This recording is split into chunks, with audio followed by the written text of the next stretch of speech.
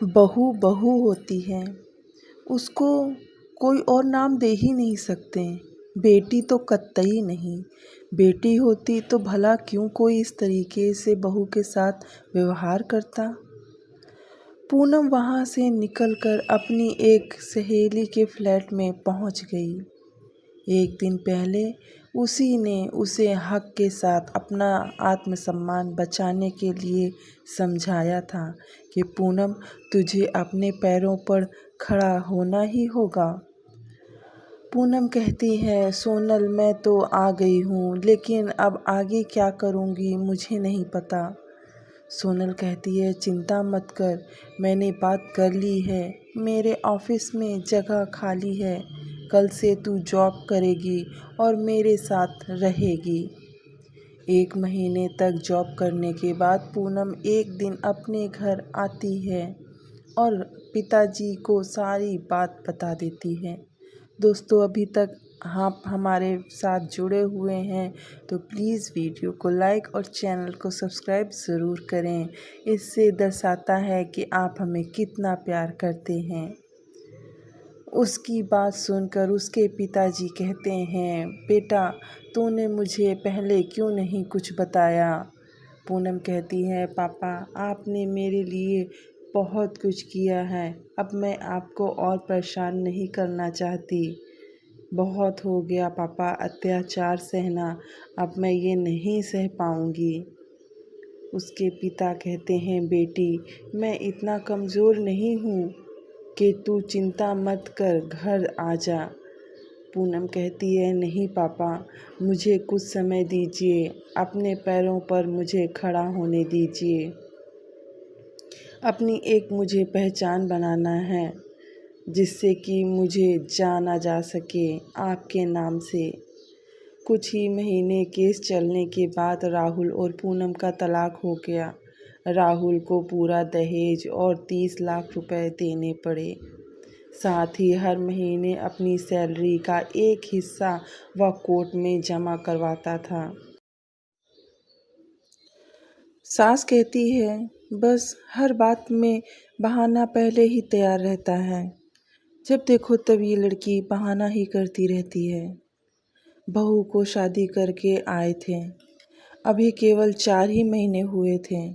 यहाँ आकर उसे ऐसा लगने लगा था जैसे कि किसी वो जेल में आ गई हो। उसका दम घुटने लगा था। उसे कहीं जाना हो तो परमिशन लेनी पड़ती थी। कोई गलती हो जाए तो पनिशमेंट भी मिलती थी। रोज रोज के इतने ज़्यादा ताने मिलते थे कि उसका उस घर में जीवन दूभर हो गया था। पूनम को समझ में नहीं आ रहा था कि वो आखिर करे तो करे क्या। सास ससुर और पति तीनों एक ही सुर में उसका विरोध करते थे। सास अभी अभी अपने पति जी के लिए कॉफ़ी बनाकर किचन से निकल ही रही थी कि सामने से बहू को आता देखकर उनका पारा चढ़ गया। इतनी ज़्यादा वो आग बबूला हो गई कि बस कहने ही क्या। सास कहती हैं, जब सारा काम हमें ही करना है तो तुम्हारा क्या काम है। यहाँ तुम्हें पता नहीं है कि हम क्यों लेकर आए हैं।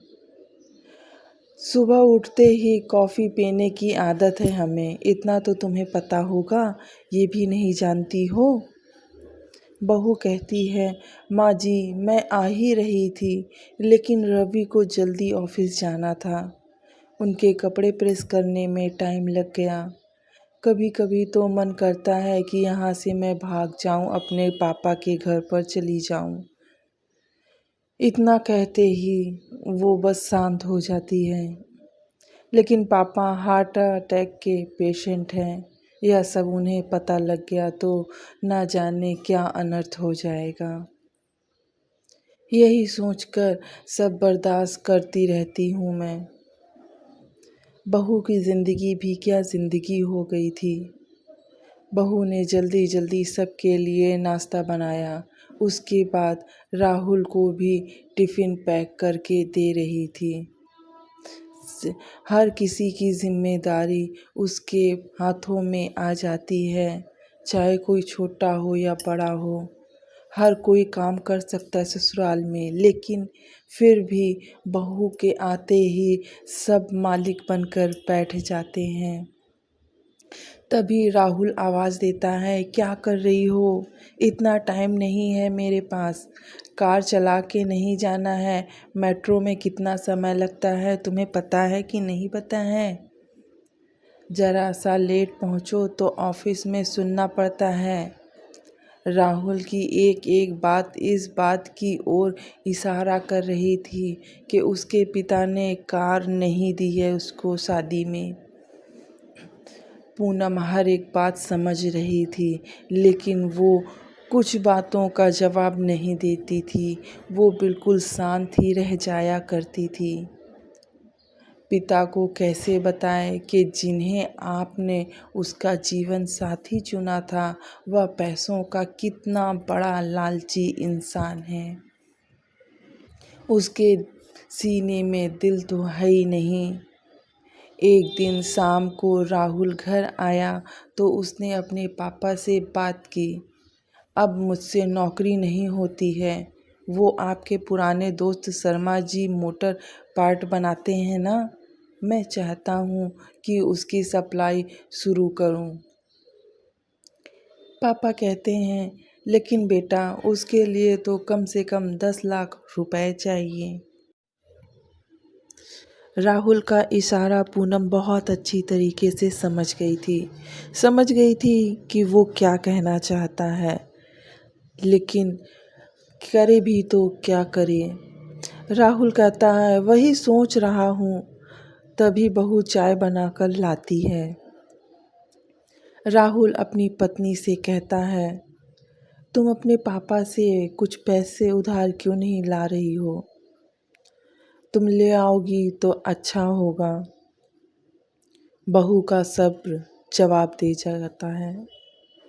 रोज रोज के तानों से दुखी होकर उसने जवाब दिया, राहुल मेरे पिता के भरोसे मत रहना। उन्होंने मेरी शादी करके अपना फर्ज पूरा कर दिया है। अगर आपको नौकरी करने में दिक्कत है तो मुझे जॉब करने दो। दोनों मिलकर कमाएंगे। लेकिन मेरे पापा से पैसों के बारे में बात करने के लिए बिल्कुल भी मत करना, क्योंकि अब मुझसे ये सब कहना नहीं हो पाएगा। पूनम के इनकार करते ही यह सुनकर राहुल का पारा बिल्कुल आसमान छू जाता है। राहुल कहता है, क्या बकवास कर रही हो?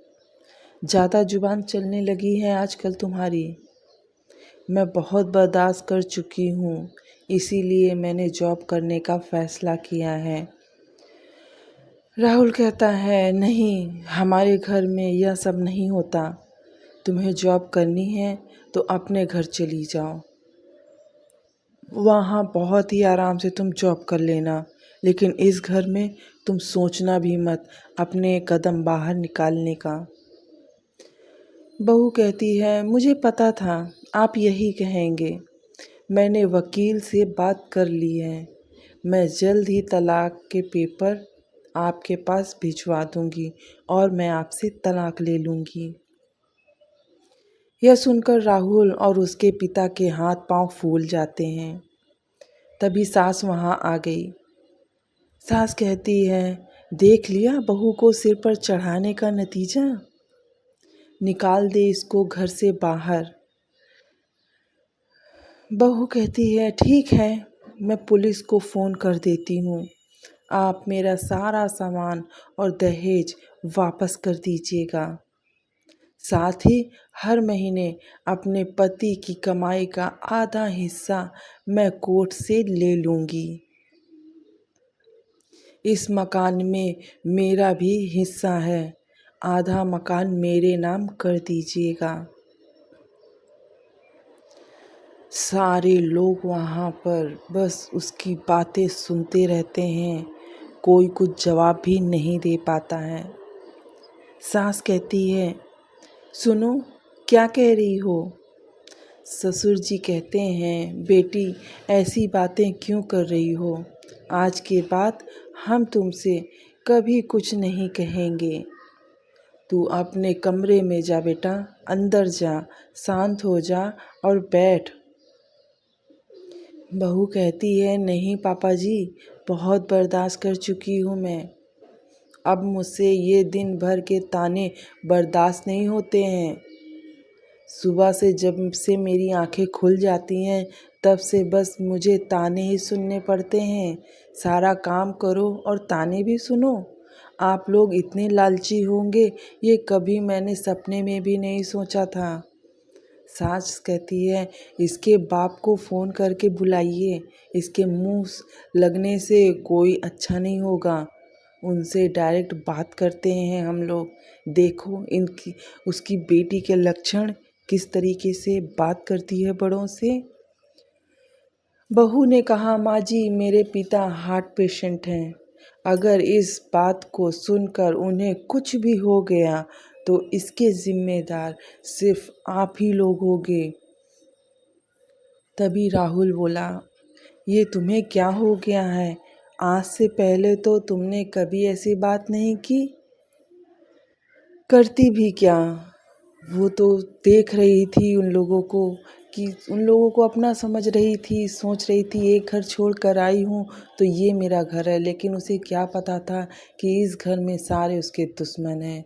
बहू, मैं जब आज तक आपके मम्मी पापा जी के हर ताने को बर्दाश्त करती रही, 20 लाख रुपए के लिए मेरे पापा ने शादी में खर्च किए, फिर भी आपको कार चाहिए, बिजनेस करने के लिए पैसा चाहिए। बहू ने उसी समय अपना सामान पैक किया और घर छोड़कर चल दी। उसके मन में इतना दर्द भर गया था कि अब वो किसी पर विश्वास नहीं कर पा रही थी। एक लड़की का हाल इस तरीके से ससुराल वाले कर देते हैं। जाने से पहले पूनम ने कहा अपने सास ससुर और पति को, तीनों को एक बात बोली। बहू ने कहा, अगर मेरे पापा को आपने कुछ बताया तो मैं आपको अरेस्ट करवा दूंगी। तलाक का नोटिस आपको मिल जाएगा, चुपचाप साइन कर दीजिएगा। पूनम वहां से बस इतना ही कहकर निकल जाती है। अपने एक सहेली के फ्लैट में वो पहुंच जाती है। एक दिन पहले उसी ने उसे हक के लिए लड़ने के लिए कहा था कि तुम्हें अपने हक के लिए लड़ना चाहिए, अपना आत्मसम्मान बचाना चाहिए। पूनम अपनी सहेली से कहती है कि सोनल, मैं सब कुछ छोड़कर अब तेरे पास आ गई हूँ, लेकिन अब आगे क्या करूँ? सोनल कहती है, चिंता मत कर, ऑफिस में जगह खाली है, कल से तू जॉब करेगी, मेरे साथ रहेगी। 1 महीने तक जॉब करने के बाद पूनम एक दिन अपने घर आ जाती है और पिताजी को सारी बातें बताती है।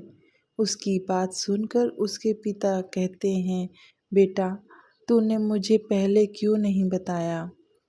पूनम कहती है, पापा आपने मेरे लिए बहुत कुछ किया है, अब मैं आपको परेशान नहीं करना चाहती थी। वैसे भी आप मेरी शादी के लिए बहुत टेंशन में थे, मैं आपको और दुखी और चिंतित नहीं कर सकती थी। अब मैं भी बड़ी हो गई हूँ, मुझे भी मेरे पैर खड़ा होना होगा, मुझे भी अब आपके साथ ही रहना है पापा। बहुत हो गया ये ससुराल का खेल, अब मुझसे ये सब बर्दाश्त नहीं होता है। पिता बेटी के इतना कमज़ोर नहीं हूँ, तो चिंता मत कर। पूनम कहती है, नहीं पापा मुझे कुछ समय दीजिए, मैं अपने पैरों पर खड़ा होना चाहती हूँ, अपनी एक पहचान बनानी चाहती हूँ। कुछ ही महीने केस चलने के बाद राहुल और पूनम का तलाक हो जाता है। राहुल को पूरा दहेज और 30 लाख रुपए देने पड़ते हैं। साथ ही हर महीने अपनी सैलरी का एक हिस्सा वह कोर्ट में जमा करवाता है। तो दोस्तों यही होता है एक लड़की के साथ। इसीलिए सबसे पहले लड़की को पढ़ाएं और उसको अपने पैरों पर खड़ा होने दें। शादी की बात बाद में सोचिएगा, क्योंकि ज़िंदगी बहुत जल्दी तबाह हो जाती है लड़कियों की इस दहेज से और इस शादी से। अच्छा परिवार लड़का नहीं मिला तो बहुत ही मुश्किल हो जाती है वहाँ पर ज़िंदगी काटना।